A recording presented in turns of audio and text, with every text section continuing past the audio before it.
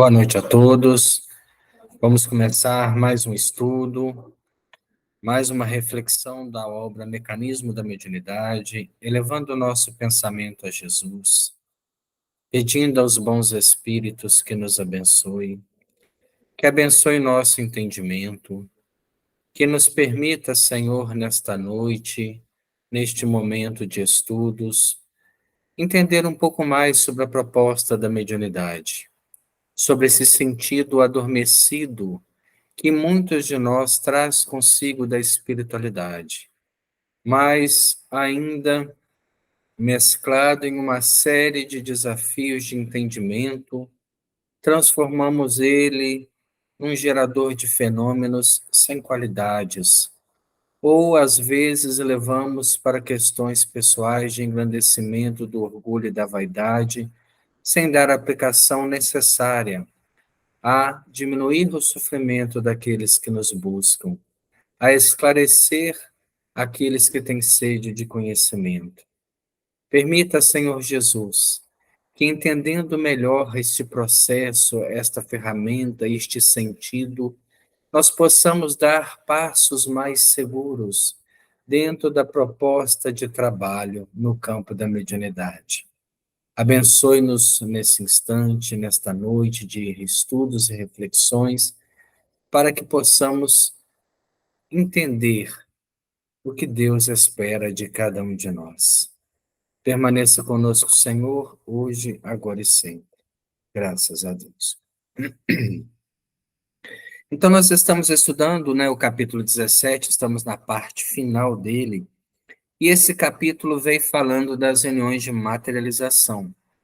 Desde o início, das reuniões de materialização, e nós vemos que a vinda do Cristo, ela foi repleta de fenômenos de materialização.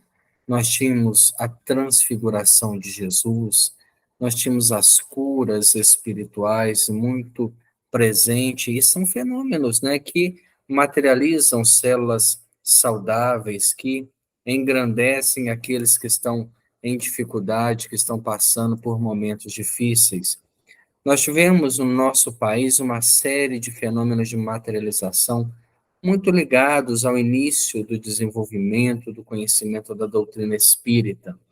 Nós tivemos, no início da vinda do espiritismo, anos de fenômenos de materialização, de mesas girantes, de pranchetas que escreviam, da escrita direta, da voz direta, e passamos por um momento onde nós não temos essa versatilidade do fenômeno, nós não temos uma quantidade de fenômenos de materialização. Pelo contrário, se eles ainda existem, nós acreditamos que em algumas casas ainda consigam alcançar o nível necessário para termos este tipo de fenômeno, eles estão cada vez mais sem uma aplicação, porque até então os fenômenos eles eram direcionados à cura física.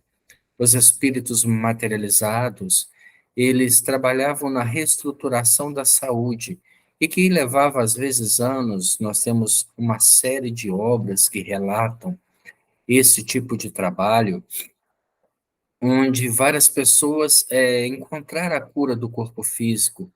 Algumas demoraram anos se tratando, outras tiveram um amparo mais rápido, e através da manifestação de espíritos como Sheila, José Grosso e outros, foram beneficiadas na sua saúde.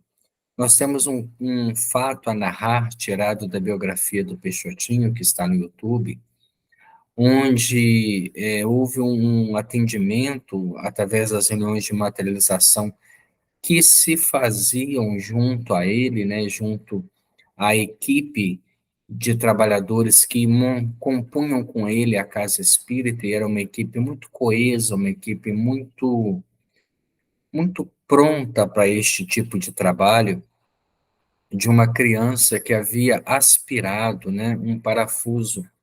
E esse parafuso, no momento que ele foi aspirado, ele foi parar dentro do pulmão. A mãe já havia levado em alguns médicos e ninguém tinha segurança para fazer aquela cirurgia porque tinha que abrir para poder extrair aquele corpo estranho que estava causando uma infecção já na criança. Então ela procurou ajuda na casa espírita onde Peixotinho trabalhava, mas ela mesma não quis participar da sessão, era uma pessoa que tinha medo de lidar com os espíritos, então deixou que a criança fosse, né, atendida sem a sua presença. Aí a gente vê, né, o senso comum que as pessoas ainda têm quando se fala de doutrina espírita e principalmente de materialização. Nesse dia, nesse trabalho específico, foi feita a materialização de dois espíritos, de Dr. Bezerra e de Sheila, e que fizeram um trabalho também de efeito físico sobre a criança. Eles desmaterializaram o parafuso que estava dentro do pulmão e rematerializaram ele fora do corpo da criança. Então, nós vemos assim, quão grandioso é um trabalho desse. E talvez a gente se pergunte: será que ainda há campo para trabalhos de materialização? Será que a espiritualidade ainda tem como investir nessa área? E esse é o nosso último tópico do capítulo 17, quando ele intitula Futuro dos Fenômenos Físicos. No entanto, devemos declarar que conhecemos em vários países alguns círculos de ação espiritual nos quais a sinergia das oscilações mentais entre médiums, assistentes e entidades desencarnadas se ergue a níveis convenientes, facultando-nos acontecimentos de profunda significação na província do espírito. Não obstante, até certo ponto, servirem apenas como índice de poder mental ou de simples informação sem maior proveito para a humanidade, tal mecanismo compreensivelmente fechado em que se encerram. Então, ele cita para nós que alguns países, alguns círculos ainda oferecem condições para a materialização. Talvez sem nenhum proveito, porque não há um estudo, não há uma doutrina por trás, orientando para que se tire um maior proveito daquele fenômeno. Perdão. A ciência humana, porém, caminha na direção do porvir. A nós, espíritos desencarnados, interessa no plano extrafísico mais ampla sublimação, para que façamos ajustamento de determinados princípios mentais, com respeito à execução de tarefas específicas. Então, ele ainda coloca aqui aos espíritos desencarnados interessa uma ampla sublimação de princípios, de metas, de objetivos para que se gere um trabalho desse. Não é apenas você ter um médium em condições e um grupo curioso de fenômeno. Você precisa ter por trás dessas condições um objetivo para que os espíritos possam investir nesse trabalho. É igual se nós fôssemos fazer, por exemplo, uma reunião de evocação. É possível fazer? Claro que sim. Allan Kardec, por exemplo, ele trabalhava com este objetivo nas suas reuniões. Ele fazia evocações e colhia informações de questões formuladas aos espíritos. Assim ele formulou o Livro dos Espíritos. Assim ele formulou as obras básicas e ele abre no livro O Céu e o Inferno uma condição muito grande de perguntas que qualificavam os espíritos pela sua condição espiritual. Então, ali ele tem suicidas, assassinos, arrependidos, espíritos em condições medianas, espíritos felizes, e ele tinha para com todos um diálogo lúcido, saudável, né, que extraía daquela comunicação algo de proveito. Por isso, aquelas reuniões alcançavam um objetivo maior.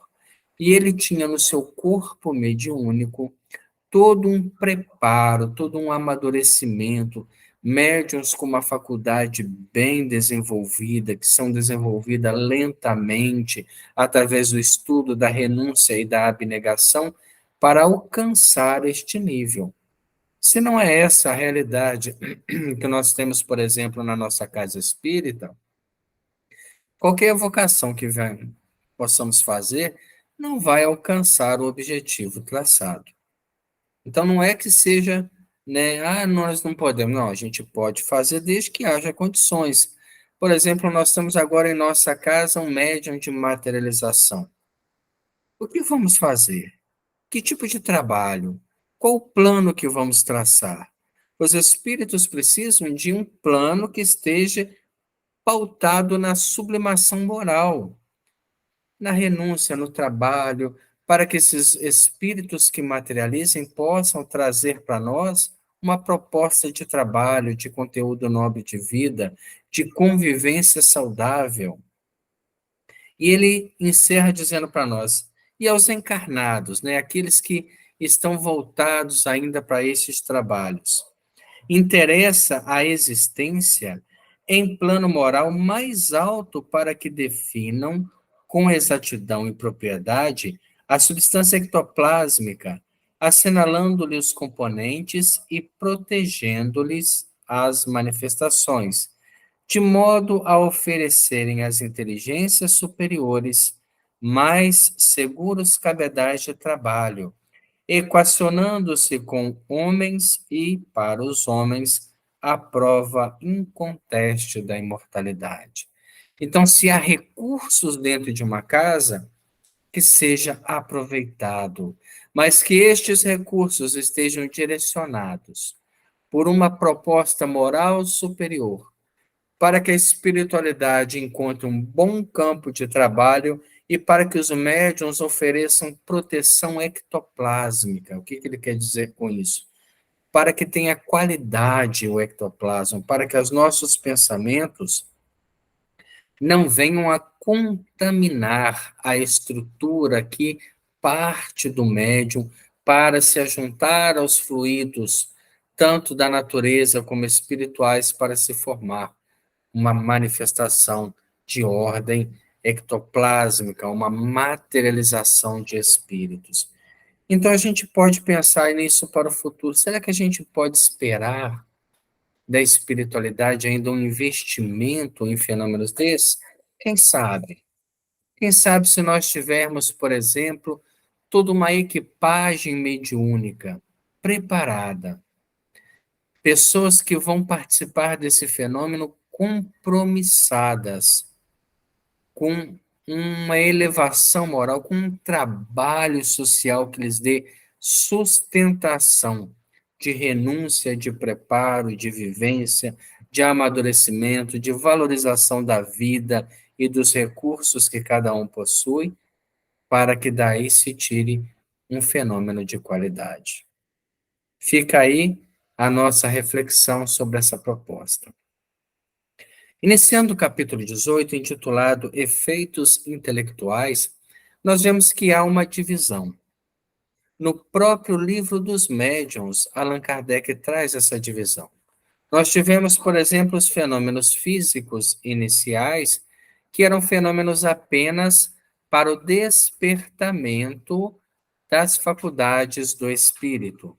Então, a princípio, as festas de mesa girante, as mesas que respondiam às perguntas mais banais possíveis, eram festas de inverno que entretinham a sociedade da Europa durante mais de 3 anos, antes que alguns grupos, e entre eles o grupo que convida Allan Kardec a assistir, tivessem a observação que por trás daquele entretenimento, daquelas mesas que giravam, que respondiam e que se expunham, né, a desafiar as leis da física, pudesse haver uma inteligência. Então, quando Allan Kardec participa e observa e começa a desvendar o que tinha por trás, ele faz essa divisão. Até então, nós tínhamos fenômenos físicos, puramente físicos. A partir de agora, nós temos fenômenos físicos com fundo intelectual. Hoje em dia, a mediunidade segue este roteiro. Nós falamos assim, nós temos fenômenos intelectuais, mas eles também são físicos, porque eles demandam uma equipagem mediúnica para se expressar, seja na psicografia, na psicofonia, eles vão utilizar de estruturas materiais para corporificar os seus pensamentos, as suas mensagens, as suas histórias, um conteúdo para que venha à tona, para que se torne uma orientação, para que se torne uma obra.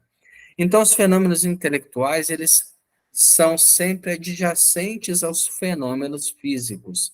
Não diremos mais dos puramente físicos que vinham para a distração, mas agora daqueles que apresentam uma estrutura, um apêndice, para que o fenômeno intelectual se faça.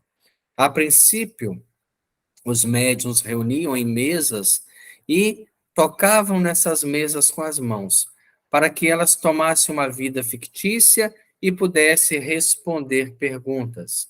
Mais tarde, eles montaram pequenas pranchetas e amarravam nela lápis, cestas com lápis amarrado, e encostavam nela, e essa cesta movimentava-se com aquele lápis e escrevia uma mensagem. Mais tarde, a mão, o braço do médium passou a ser esse apêndice material para a corporificação da própria mensagem. Então, o fenômeno intelectual toma lugar porque a mediunidade não veio para distrair. Allan Kardec tem a oportunidade de dizer, em O Livro dos Médiuns, que a mediunidade nunca subiria ao palco público para o entretenimento das massas. Ela vem com um objetivo, ela vem com uma proposta, com um propósito. Então, ninguém é médium apenas para mostrar fenômenos sem objetivo lógico, que seja objetivo de mensagem, de cura, de orientação, de deixar que espíritos sofredores encontrem uma palavra de reflexão através da sua organização física. Ela tem que ter um propósito. Ninguém traz um dom que não seja para utilizar. Como nós temos, por exemplo, o dom da visão, da audição, da fala, do olfato, do paladar, todos eles, investimentos da divindade para que sejam multiplicados em bênção, como a parábola dos talentos. E aquilo que a gente não multiplica, como aquele servidor infiel, a gente devolve e fica sem ele. Assim são, por exemplo, as oportunidades da vida, os relacionamentos, assim também é com o fenômeno mediúnico. Quando ele é investido em nós, para que seja multiplicado, para que possa render de alguma forma algum mérito, algum trabalho, alguma proposta positiva, é para ser trabalhado, não apenas para ser um foco de vaidades, sem nenhum propósito ou até mesmo de enganação para pessoas que fazem uso dela. Capítulo 18. Efeitos intelectuais. Nas ocorrências cotidianas, no estudo da mediunidade de efeitos intelectuais, podemos invocar as ocorrências cotidianas para ilustrar a nossa conceituação de maneira mais simples. Basta examinar o hábito como cristalização do reflexo condicionado específico para encontrá-la a cada instante nos próprios encarnados entre si. Tomemos o homem moderno buscando o Jornal da Manhã e vê-lo-emos procurando no setor do noticiário com que mais sintonize. Ou quando hoje abrimos, por exemplo, uma página de jornal da internet, temos uma série de manchetes políticas, sociais, de moda, de esporte, de economia, e talvez algumas delas nos chamem mais atenção. Algumas ali faz com que a gente procure primeiro ler, discutir mentalmente, entender. Se os negócios materiais lhe definem o campo de interesse imediato, assimilará automaticamente todos os assuntos comerciais, emitindo oscilações condicionadas aos pregões e aos avisos divulgados. Então, o que que ele quer dizer para nós? No momento que você lê uma manchete que te chama atenção, porque é um reflexo condicionado da sua personalidade, como se você tem uma preferência por algum tipo de noticiário. E naquele momento que você direciona para ler aquele noticiário, o que que você faz? Você começa a gerar ondas mentais referentes àquela proposta de conteúdo. Formará, então, largos raciocínios sobre o melhor modo de amealhar os lucros possíveis, quando você tem os negócios materiais como meta. E se o cometimento demanda a cooperação de alguém, buscá-lo-á incontinente na pessoa de um parente afeiçoado que lhe partilha as visões. Então, dando um exemplo, a pessoa é mais chegada ao campo da economia, da variação do dólar, daquilo que pode trazer mais recursos, e ele ali começa a refletir naquela proposta. Mas se ele não consegue entender aquilo de pronto, ele vai buscar alguém que também tenha o mesmo interesse, que talvez tenha um entendimento maior para aclarar o seu pensamento, para que ele possa tirar dali, né, ou absorver daquele conteúdo o máximo possível de reflexão. O sócio, né, a pessoa que ele buscou para conversar sobre essa proposta, o sócio potencial de aventura, ouvir-lhe-á as alegações e mecanicamente absorver-lhe-á os pensamentos, passando a incorporá-los na onda que lhe seja própria, mentalizando os problemas de realizações previstos em termos análogos.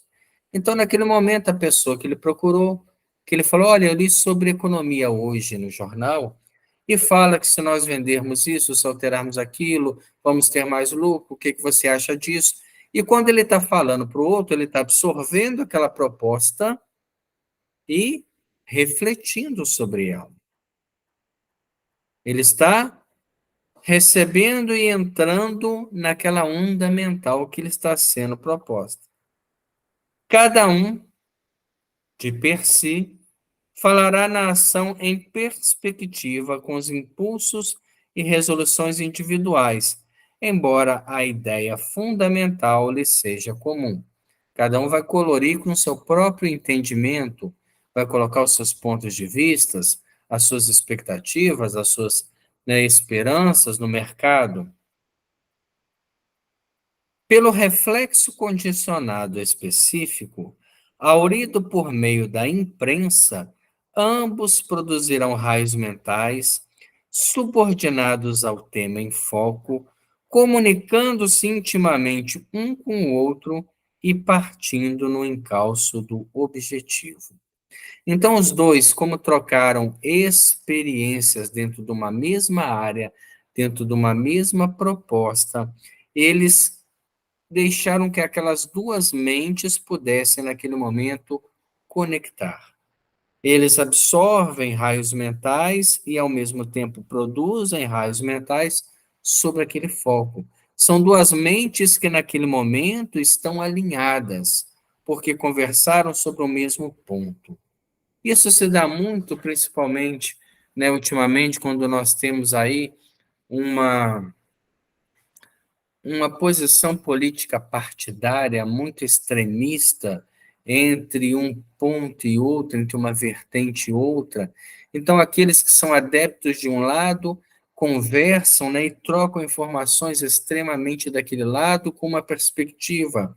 Aqueles que são de outro também. E nesse momento, essas mentes se correlacionam, estimulada pelo noticiário e potencializada por todas as mentes que estão no mesmo processo de sintonia. Então, quando a gente, né, que tem um pouquinho de entendimento dessa área, começa a assistir e começa a tomar partido, começa naquele momento a odiar ou a criticar ou querer, né, de alguma forma denegrir ou ao mesmo tempo não entender que a proposta que está lá é a vontade maior do Criador, o que que a gente faz? Eu começo a entrar numa onda mental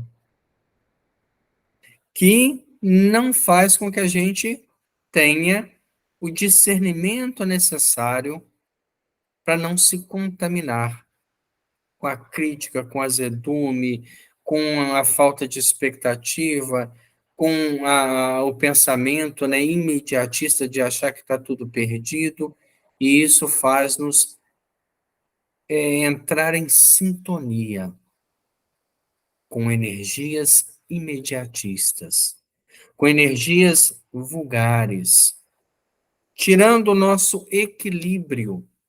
Imaginemos um médium em condições de trabalho, que antes da sua reunião mediúnica, antes da sua reunião de passe, de orientação, de estudo, ele se vincula a essas energias imediatistas da mídia, ou de propostas de conteúdo negativo, que não engrandecem. Ele baixa o seu padrão de sintonia à condição mediana e vai para o trabalho espiritual pensando que a espiritualidade vai supri-lo a condição de ser intermediário das mentes superiores. É necessário ver sem se contaminar. E às vezes a gente fala, mas isso é impossível. Não, não é. Se fosse impossível não se contaminar com o mal, os espíritos jamais desceriam às regiões umbralinas para resgatar as mentes que já refletem o bem. Pensemos, por exemplo, no livro Nosso Lar. Por longos anos, André Luiz ficou entre a expectação da vida espiritual e os valores que ele tinha como uma criatura materialista.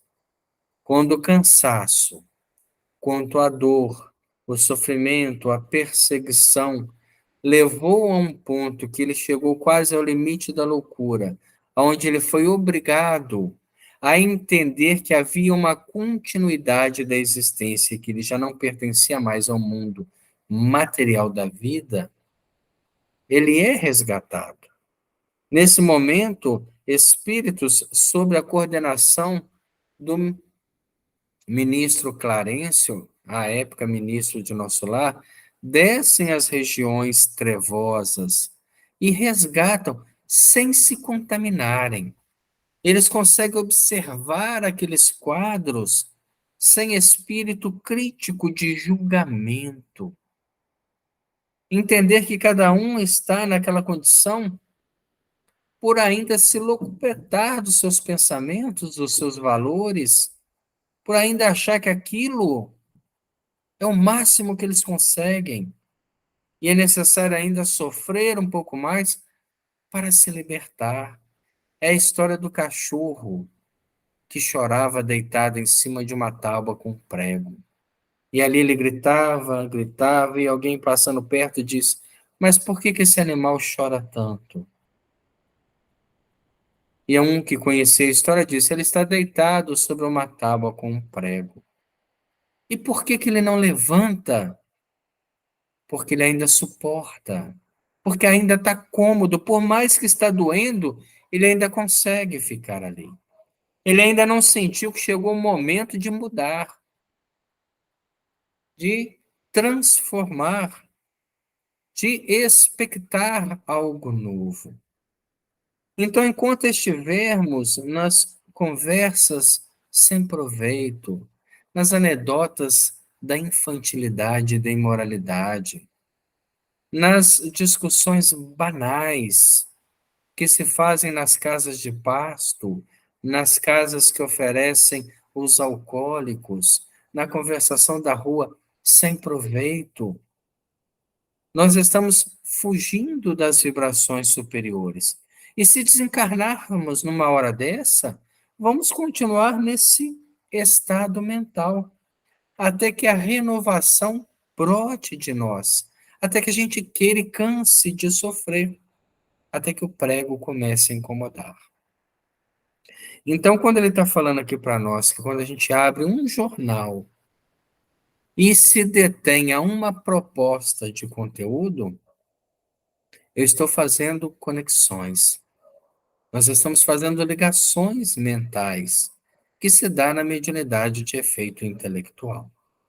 Quando eu estou preparando um trabalho, seja ele um trabalho religioso, um trabalho para o próprio mercado de trabalho, preparando uma aula para uma escola, preparando um discurso, preparando uma reunião, nós estamos com um intuito diferente.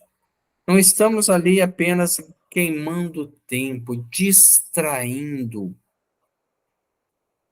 E hoje a gente fala, eu preciso distrair para relaxar, eu preciso fugir das ocupações. E nem sempre a gente faz uma distração saudável. Porque existe a distração saudável. Por exemplo, em nosso lar, André Luiz é convidado a conhecer o Campo das Águas. E ele ali ligado ao trabalho, né? Preocupado com aquele momento de distração. No entanto, aquilo era saudável. Um passeio é saudável, contato com a natureza é saudável, assistir uma peça é saudável, assistir um filme de proposta elevada é saudável, ler uma obra é saudável. E nem sempre nós encaramos isso como algo positivo. Ah, não, saudável é você ir e adentrar a mesmice do pensamento. Pode até relaxar o corpo, porque está habituado a esse tipo de comportamento. Mas espiritualmente não é bem assim. E quando eu estou envolvido com compromissos de ordem mediúnica, isso se faz um tanto quanto mais profundo. Não que nós não devamos participar da vida do mundo, mas é participar da vida do mundo sem deixar que as vulgaridades façam parte do nosso comportamento.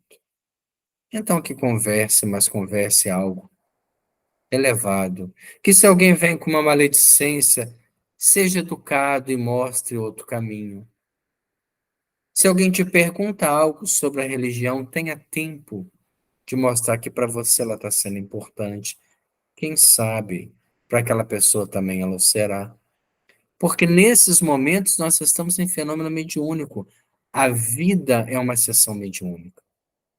Então, aquele momento que você está cozinhando na sua casa, você está num processo de materialização, transformando os alimentos através do calor, através de todos os condimentos que você usa, dando qualidade, mas, sobretudo, você está colocando naquela construção o seu pensamento, o seu sentimento, parte sua.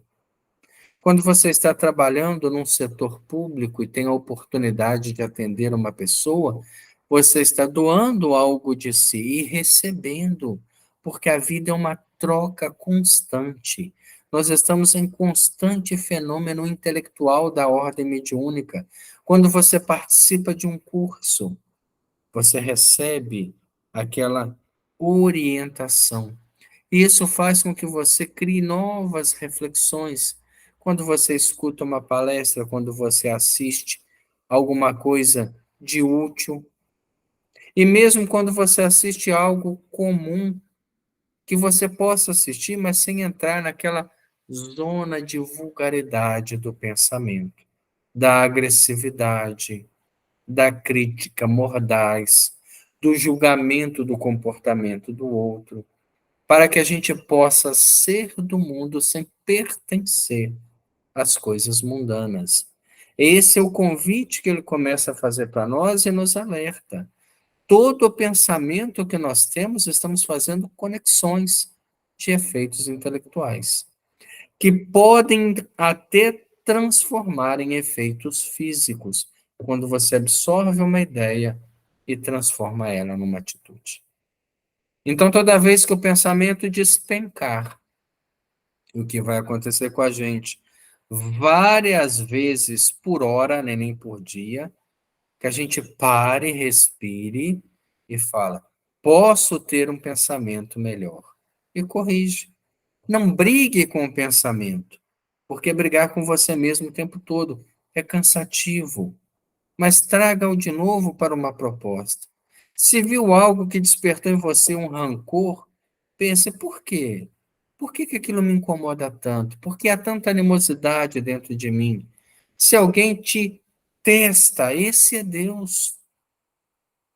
Porque foi perguntado a Divaldo Franco: para você quem é Deus? Ele respondeu: Deus é aquele que me testa. Então a dificuldade agora para mim é Deus, eu preciso compreender. Deus é algo para mim ainda distante e eu preciso aprender a conviver com ele. E aí a gente começa a fazer fenômenos intelectuais superiores. Porque não pense que somos médiums apenas dentro da sala mediúnica. Aqueles que lá corporificam trabalhos têm compromissos extras, mas nós somos médiums do pensamento. E o pensamento é a maior força do universo. Então, pensar negativamente, pensar em doença, pensar em limitação, não engrandece, não nos faz transformar. Ao contrário, nos faz ficar na onda doente do pensamento natural da humanidade. Aí eu começo a ficar pessimista, falo assim: ah, não tem nada, não tem jeito. Ah, o mundo não melhora, as pessoas estão cada vez mais difíceis. E aí você acaba montando uma estrutura de vida em cima disso. Daqui a pouco isso começa a minar as suas expectativas, as suas alegrias, as suas, vontades, e você começa a se entregar numa indiferença com o fenômeno da vida. Avidamente, diz para nós, procurará os sucessos mais lamentáveis e finda a voluptuosa seleção dos crimes ou desastres apresentado, escolherá o mais impressionante aos próprios olhos para ele concentrar a atenção. Quando ele fala aqui, nós suponhamos que o leitor decida por fatos policiais. Isso é muito comum. Tem pessoas que gostam de filmes policiais, de filmes que derramam sangue até pela televisão. Então ele coloca assim: avidamente procurará os sucessos mais lamentáveis, os piores quadros. A pessoa começa lá a ler na internet e está lá. Foi assassinado tantas pessoas, abre na mesma hora e quer ver qual foi a forma, de que forma que agiu, como é que foi arquitetado, como que entrou, se foi falha da segurança, se não foi, se a pessoa sofreu para morrer, se não sofreu. Aquilo ali alimenta ela. Por quê? Porque ela está naquele momento, naquele nível de vibração. Ao passo que se ela lesse e falasse assim: meu Deus, preciso orar pelo assassino e pelos assassinados, porque todos são filhos de Deus. Mas não é esse o objetivo que nos move aquela leitura.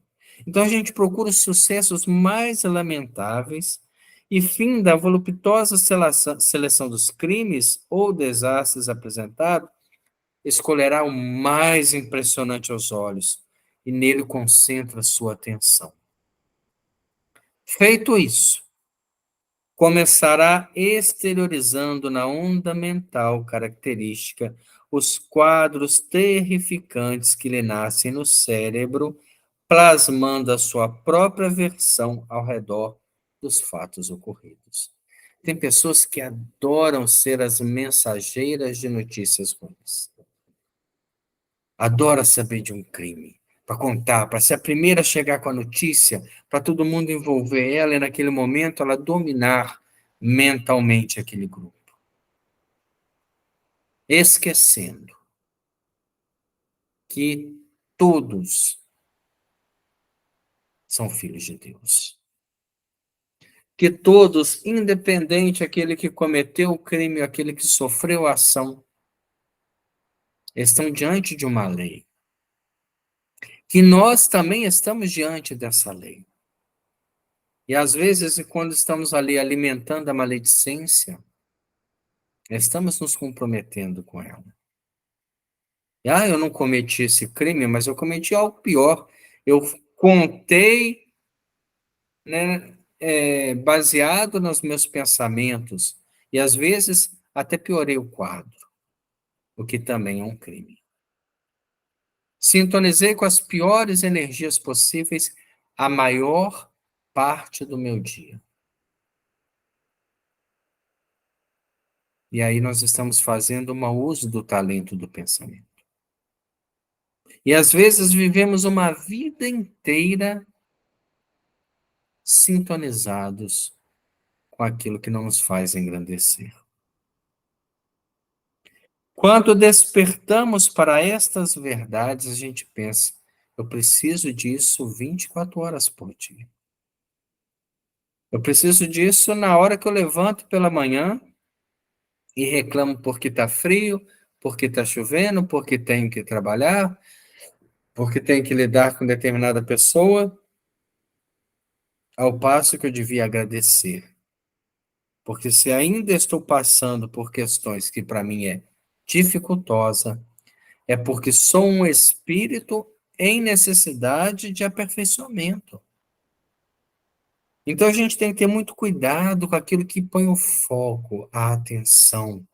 E nessa época de polarização das notícias, aonde a mídia nos leva a refletir no interesse que eles querem, quantas vezes estamos falando mal de pessoas, sem o conhecimento profundo da verdade.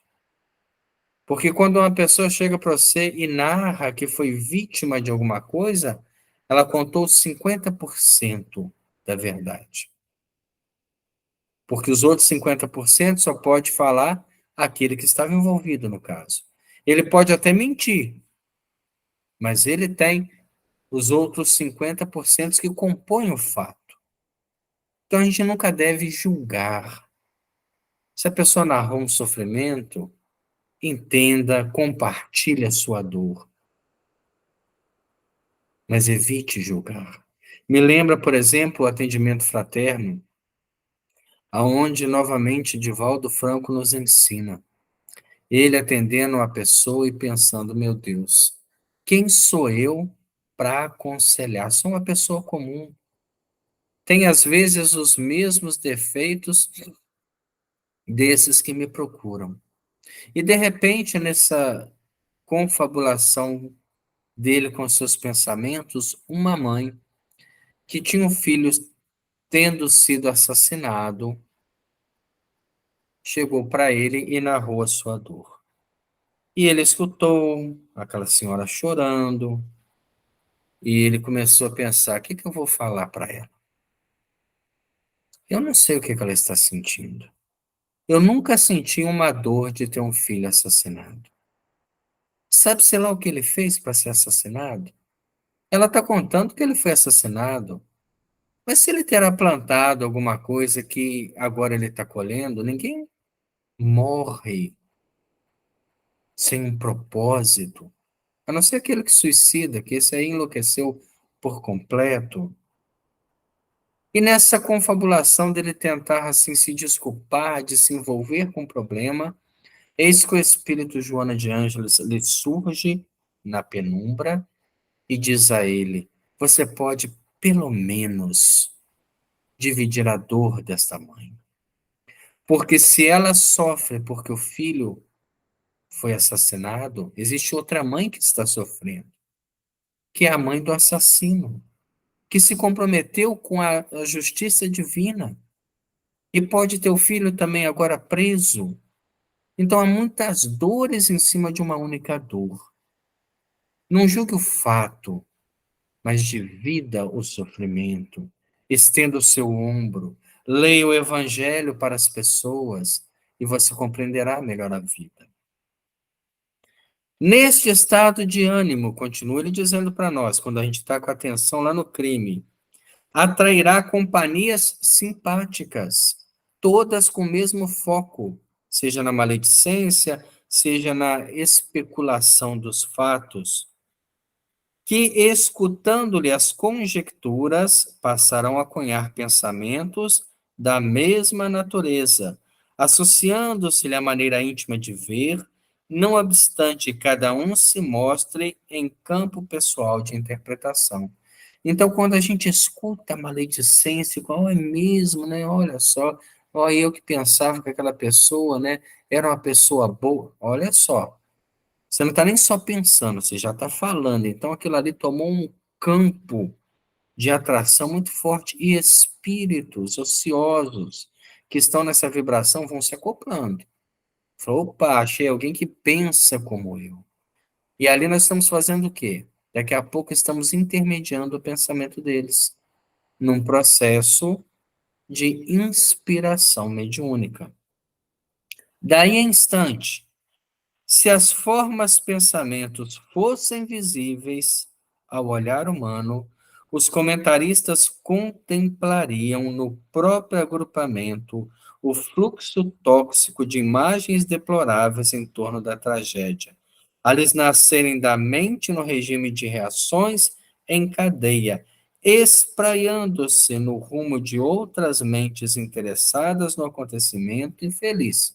Então, se nós pudéssemos ver as formas, pensamentos, da gente vendo aquela tragédia, vendo aquele crime, isso começa a brotar da nossa mente, das mentes que estão refletindo junto, e o panorama fica infernal. Então, quando você está vendo aquela discussão, aquela coisa, e participa daquilo mentalmente, parece que você está lá dentro. Você sai transpirando, coração acelerado, botando em risco a própria estrutura do equilíbrio físico. Só de estar ali. Às vezes a pessoa infarta vendo um jogo de futebol. Porque entra naquela ânsia do time ganhar, não ganhar, daquela ansiedade toda e participa mentalmente de uma onda mental gigantesca, absorvendo ou ressarcindo, influenciando na própria saúde.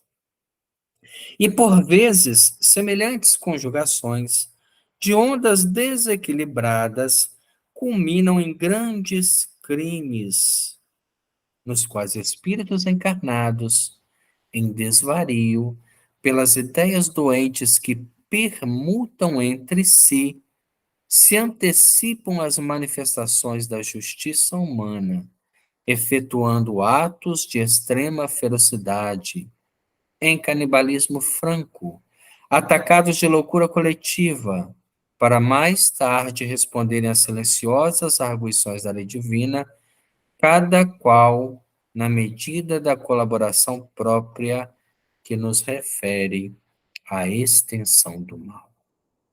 E isso nos preocupa muito. Quantas vezes vemos uma pessoa, um malfeitor, um corrupto, e desejamos-lhe a morte? Ah, essa pessoa tem que morrer. Esse é um assassino que matou isso, que fez aquilo, que violentou. E daqui a pouco alguém, estimulado pelo seu próprio reflexo e potencializado por centenas e milhões de mentes que pensam da mesma forma, comete o ato. Ele responde pelo ato, mas cada qual responde na medida da colaboração própria no que se refere à extensão do mal. Todos nós somos responsáveis pelo mal que surge do bem que deixou de ser feito. É a questão 642 do Livro dos Espíritos. Então, se eu não posso pensar bem da pessoa, faço uma oração, falo, meu Deus, eu não consigo compreender ainda essa pessoa, mas o Senhor consegue. Então, o Senhor abençoe e que ela possa refletir tanto quanto eu sobre o que é a vida. Mas muito cuidado em apontar dedos, em criticar, em levantar problemas, porque nós também temos. E quantas vezes nós impulsionamos pessoas para o mal, para o vício, para a droga, Ou quando falamos, fulano é uma pessoa perdida, não tem futuro. Jogamos essa carga negativa sobre a pessoa, que às vezes está num esforço muito grande para se libertar, mas não consegue, porque ao invés de ter pensamentos que a ajudem a crescer, tem pensamentos que a empurram o precipício abaixo. E ela já não tem uma vontade muito firme, já está com processos de espíritos oportunistas, que, convidados pelo seu proceder, consorciaram com o seu pensamento. O que que nós vamos ter aí? O crime, a drogadição, a prostituição, a maledicência, o desrespeito. Então, ao invés de julgarmos o mal, oremos pelo bem, para que possamos ser médiuns de efeitos intelectuais das mentes superiores. Nós vamos parar nesse ponto para refletirmos bem essa semana, para entendermos bem o nosso pensamento e vermos o que precisamos mudar para podermos também receber algo de melhor da espiritualidade que nos cerca. Se convidarmos os espíritos bons à nossa casa mental, os maus não se sentirão à vontade. Vamos agradecer a Deus este momento, esta reflexão, este estudo, esta obra, a renúncia dos médiuns que a receberam, a beneficência do Espírito André Luiz que nos ditou, para que pudéssemos, nós espíritos ainda tão atrasados, acordar para as realidades espirituais e aprimorar o nosso pensamento e os nossos valores, não julgar as pessoas pelo aquilo que elas ainda aparentam ser, mas procurar ver o lado bom de cada um, o esforço próprio. Como nós mesmos, Senhor, ainda somos pessoas carentes de um crescimento espiritual, de um amadurecimento e de um entendimento maior. Mas já somos pessoas que nos candidatam a falar do Evangelho, a tentar de alguma forma absorver essa proposta para transformar nosso mundo íntimo e, sobretudo, colocar-nos em condições de sermos os instrumentos da vontade divina. Abençoe, Senhor, nesta noite, neste nosso pequeno pedido, o Lar Cristão Paulo de Tarso, que é o foco nesse momento do nosso pensamento, para que todos os nossos companheiros que lá estão recebam um amparo espiritual, o passe revigorante, o calmante para as expectativas do espírito, sentindo que não estão sozinhos, que estão sempre abençoados pelo Pai Criador, que a água possa ser magnetizada, levando paz, tranquilidade, remédio ao corpo e ao espírito de todos que fizerem uso. Proteja o Senhor dos pensamentos daqueles que não entendem ainda a vida, assim como nós também. Ajude-nos a aprimorar o nosso dom maior, que é o pensamento, para que possamos ser fiéis a Deus, da mesma forma que nosso Pai Celestial pensa no nosso crescimento como espírito. Muito obrigado, Senhor. Permaneça conosco hoje, agora e sempre. Muito obrigado a todos que acompanharam conosco. Até a próxima semana, se Deus permitir.